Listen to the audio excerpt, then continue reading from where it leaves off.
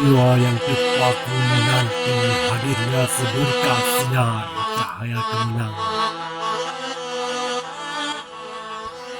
Larut dalam pengharapan, melintasi berbagai musim, masih di sini berdiri.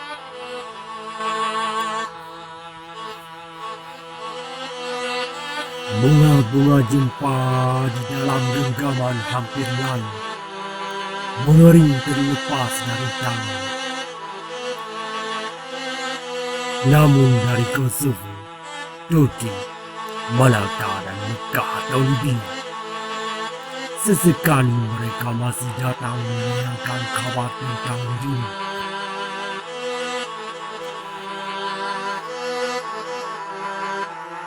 Melayaran pun sudah tak penting lagi dalam perang.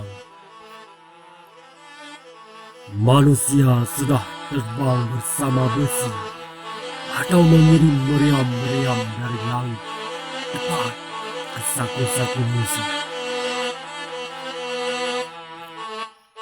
Gerak-gerak yang kaku akan berubah melesat seperti angin setelah 1000 naskah ilmu perang harus dibuka lagi untuk mengenal wajah-wajah musuh. Dari zaman kapal geling kejayaan, kapal mesin dan pesawat, tangan belum sempat pun menggenggam, telah dipatahkan Belanda. Kini terbang saat pantulan-pantulan wajah bisa ditatap dari ketinggian dan saling berbisik lintas dunia.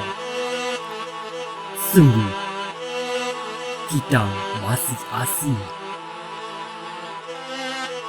dalam penantian yang sendirian dan sepi. Lambaian masih terlihat lemah melambai, memanggil siapa saja yang bernama. Wajah-wajah terpana menatap para kafilah Nasrani yang kaya raya dan cantik.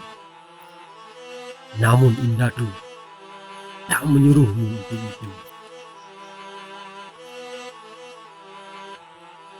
Zaman masih sama meski Utsmani sedang sekarat. Namun mereka masih bersyahadat mereka adalah saudara.